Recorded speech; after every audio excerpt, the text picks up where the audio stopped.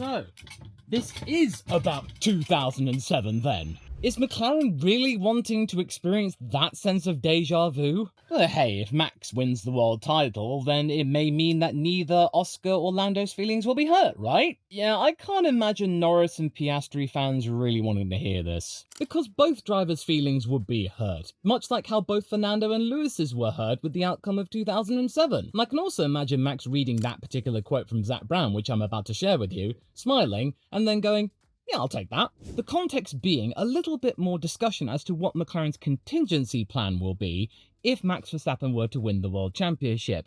And the reaction that Zak Brown probably expected from what he said was not, I think, the "aw, he really does care" sort of reaction. No, it's basically elicited the kind of reaction that would sound a lot like this. We already know from McLaren themselves what they would do if one of them won over the other, in that both men would be asked exactly how they could handle it so as to soften the inevitable blow, before then going again next year. That early answer sounded considerate enough.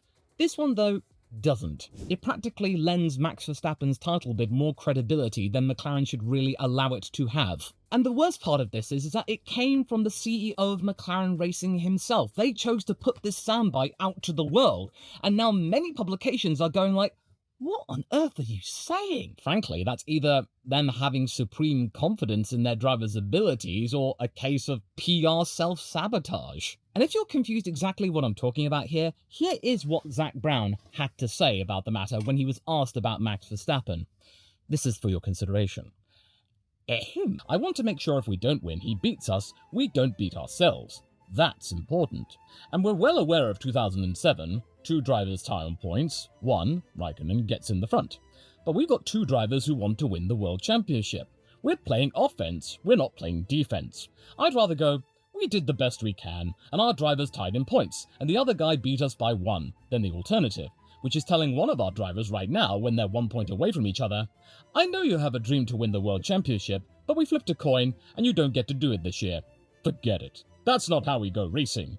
In the event 2007 happens again, I'd rather have that outcome than all the other outcomes by paying favourites. We won't do it. We're racers. We're going racing. And it is important to note, in that same interview that I sourced from GP Blog, he also said, Zak, that if Max were to win it, there'd be no hard feelings. He would shake Max by the hand and said a job well done. So that in itself is okay. Most of what he said was pretty cookie cutter. Andrea Stella was asked a similar thing, and his response was pretty bland, but standard.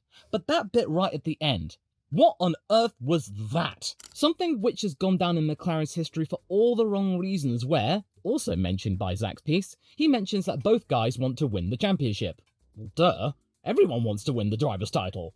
Brown admitting that that season lingers in his mind reveals a lot about McLaren's current mindset, the balance between fairness and internal politics. Because the message he is trying to convey, based on the context that we've had from the last couple of months, it's not landing correctly. Despite the team wanting to cut out the external noise, as Brown recently put it, this is coming across as anything but positive. Most publications are pretty much wrapping it up in the same way I am, that they're saying they'd rather have Max win the title than pick a favourite. This is what I've been talking about for a long time, that McLaren are blinded by fear paralysis. And let's be real. This year, it's been quite common for drivers and teams to say out that what they consider criticism toward themselves is nothing but noise, external noise in McLaren's case, but that to me suggests that everything behind the scenes is anything but quiet. It usually means there may be a lot more noise around the factory than you would like, and instead you're choosing to ignore it. And also, the harder you insist on something, in this case Zak saying the team is united,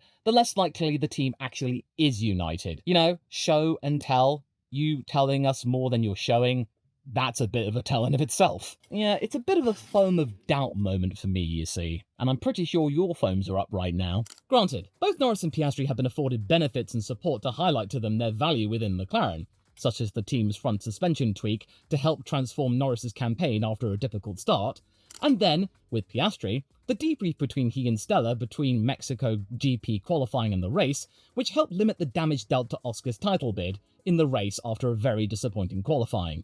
Heck, even McLaren's initial talk about Verstappen being a title threat seemed very much on point, that yes, he was a legitimate threat, and that they were very excited for that to happen. Oscar or Lando were able to beat Max in that circumstance, it would then raise up the credibility of their title success all the more. It wouldn't look nearly as processional or orchestrated. It would also show that McLaren weren't operating in denial. I was really quite impressed with what they were doing, that they were being real. But you know the old saying, give them an inch and before long they've got a foot? Well, I think with this quote that Brown unleashed upon the world, Max has gained yet another inch. Let that sink in for a moment. Right now, I feel like McLaren's behaviour is akin to Tom in Tom and Jerry. You know, the moment where he sat down on the train track like this, awaiting the inevitable, because right now, the fact that Max Verstappen has cut down the deficit to the championship leader by 2/3 since the Dutch Grand Prix is quite horrific. All of this right before the Brazilian Grand Prix, one of the most intense races on the calendar and one of the most beloved, and then, after a couple of weeks, an extremely intense triple header. And look, I get it, the surface message is fairly reasonable, fairness over favoritism. It would be the case of just give them the same car, make sure that they get the same upgrades at the same time, and then you're good. That's all you gotta do. That would be fair, and I'm quite sure that Lando and Oscar would like it that way. You know the whole memes about Nico Rosberg beating Lewis Hamilton in equal machinery circa 2016? But unfortunately, on the operational capacity, it's been extremely cloudy. And given all of the stuff we've heard about papaya rules, what Zak said about Max seems to be like, well, if Max pips us, so be it.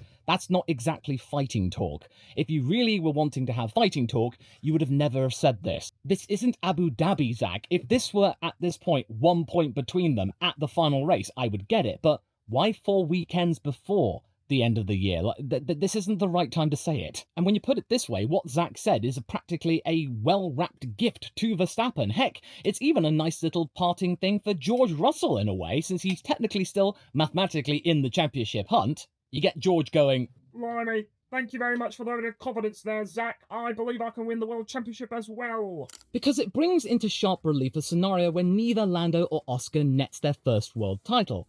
Even race fans, usually pragmatic, headlined their piece about McLaren as they would rather let Verstappen win than prioritise either driver. That tells you everything about how it landed outside Woking.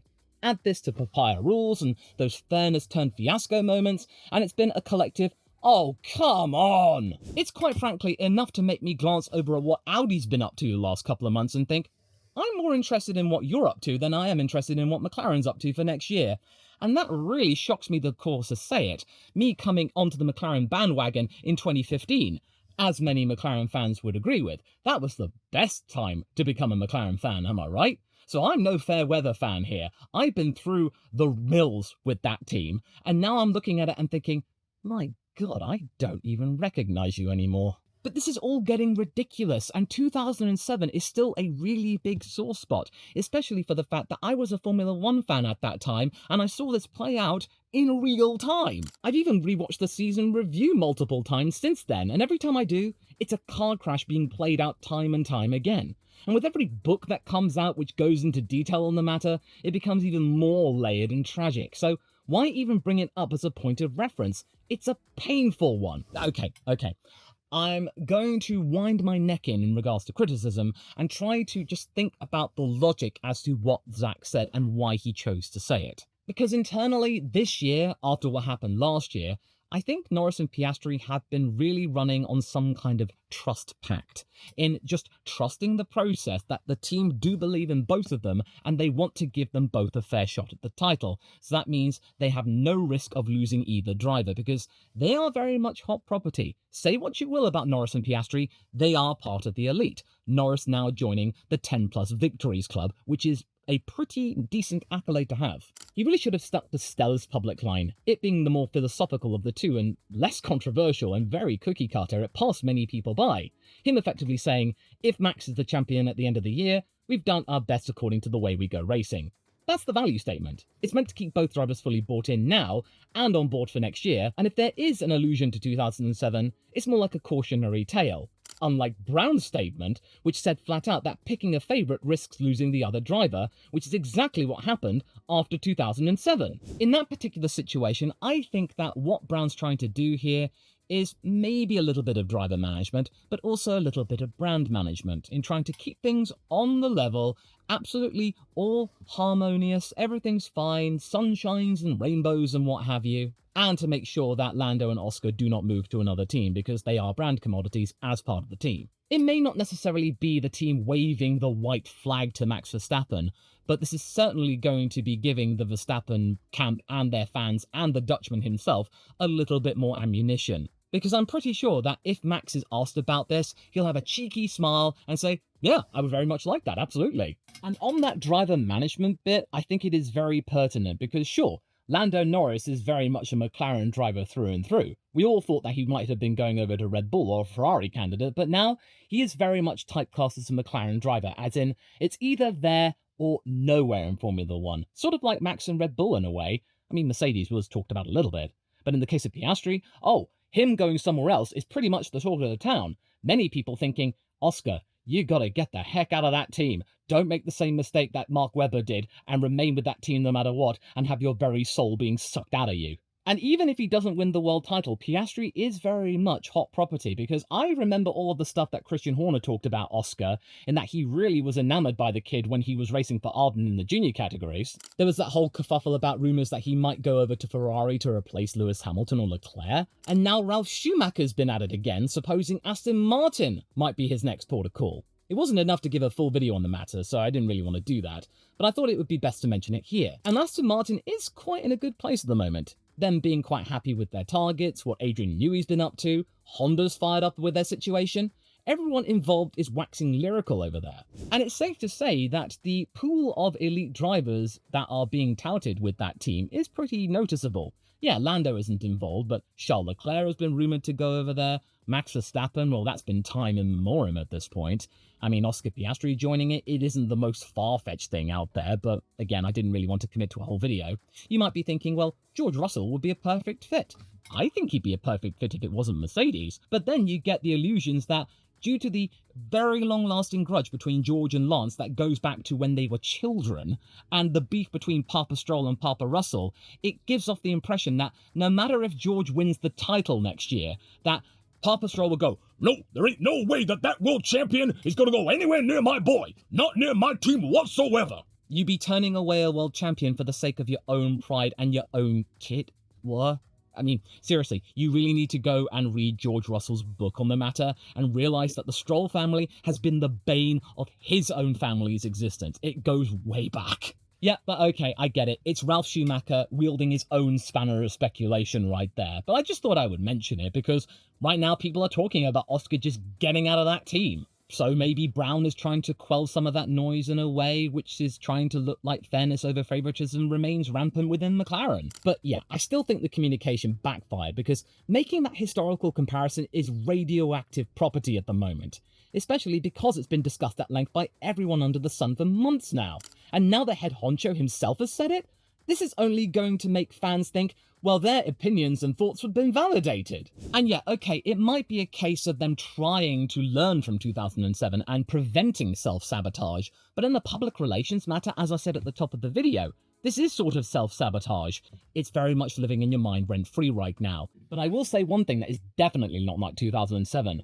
Piastri and Norris have been far less explosive than Hamilton and Alonso were. There's been far less chicanery going on with those two. It's all been very much kept under wraps, either by them genuinely not wanting to be that way with each other, or McLaren really holding them on a tight leash with the whole thing what Stella said, that if you don't act like the way we want you to be, then you don't belong at McLaren. And the fact that they have the best car at the moment, or at least they did up until recently, that is a pretty big piece of leverage. And when you go back to that year, Hamilton spent a lot of that season deliberately needling Fernando by just going, hey, I'm just a rookie, I don't know what I'm doing. And yeah, Alonso had his own fair share of shenanigans to snap back with. What with the whole mind games with Pedro de la Rosa, it was all over there at the time. This year though, both McLarens have been managed well, at the cost of maybe their own voice in some capacity. And as Toto Wolff put it after what happened around Monza, McLaren may be successful, but they might have become a little bit too corporate.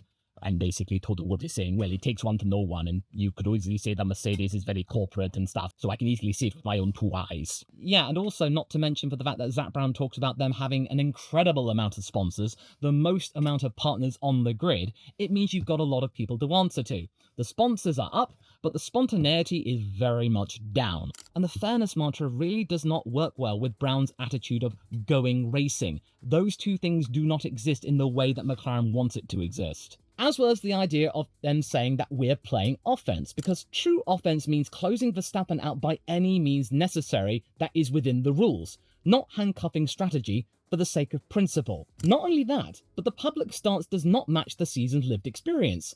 McLaren has intervened over the season in ways which has not sat well with F1 audiences and pundits. It, in my honest opinion, beginning from the very first race with that hold position call.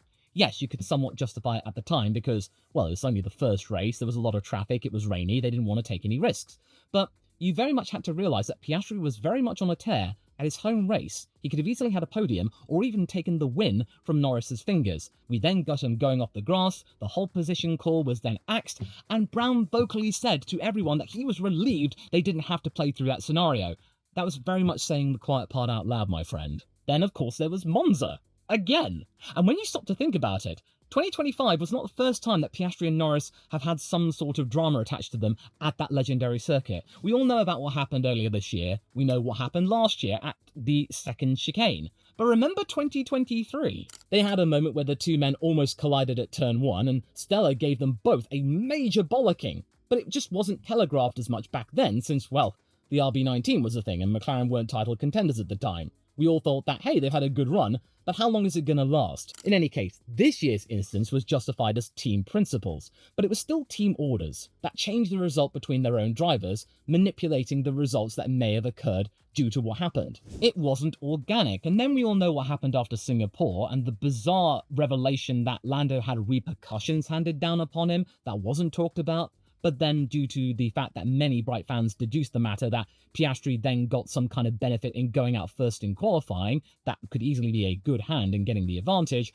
but then he had the crash around the Austin Sprint, the repercussions were removed, and then everything was right as rain again. It was all about a case of equal opportunity, that Lando does one thing, then Oscar does another thing, and then everything is reset. But all of this comes across as selective correction, of just changing things as they go. As Oscar put it, moving the goalposts. He thinks one way, but then it's the other way that wasn't really talked to him. All for the sake of appeasing internal outcomes if the situation demands it, or maybe the investors demand it. It kind of undermines the absolutist rhetoric about never playing favourites, because many people are suspecting that Stella and Brown have their favourites. So I think it's quite easy to say that this line that Brown has spouted is inconsistent. It also doesn't sound like racing to my ears. In my mind, racing is all about accepting where the chips fall and then you learn from it and you go again. So Zach, this is not landing. And then to top it all off, don't get me started about the timing of it all after what Max Verstappen has been able to do. Around the Dutch Grand Prix when people were thinking that, oh, Max hasn't got a hope in hell on all of this. But now we're looking at Brazil and thinking, oh, dang, he's not that far behind. And this was a track where he absolutely nailed it, and Lando's championship campaign last year utterly crumbled. Does this mean that he could maybe get to within 25 points? One DNF could then bring him right back on top of them? Then what's going to happen? And in that context, Brown's saying that he would rather have an elegant defeat rather than making some sort of inelegant call that will go down badly with a certain subsection of fans, very much says to me as well, that is also brand management. That's not true racing, which is why we're getting so many people within the press saying that this isn't some sort of diplomatic effort, it just comes across as soft, corporate, safe, not risky whatsoever. Look, I really don't want to be too harsh about this, but I just can't help it. There are good intentions with this. That Brown is speaking to his team and the drivers and thinking about the long-term goal, not speaking to the wider world, the external noise. Keeping the camp unified is the bigger priority for him.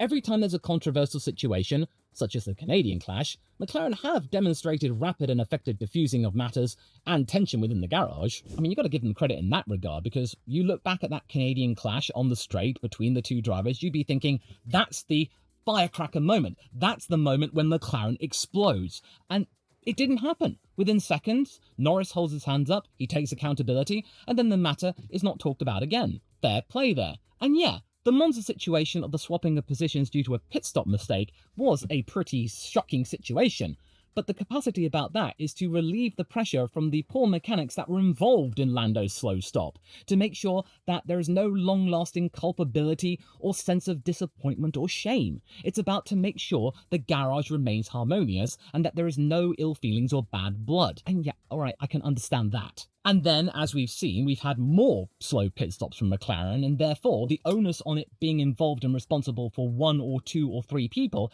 has now been shifted to, oh, it's faulty equipment that will be changed by next year, but we've just got to live with it. So there you go. It takes away pressure from the people. So as far as I think Zak is concerned, he doesn't care what we think. As far as he's concerned, he wants the team to remain united and not to fall apart.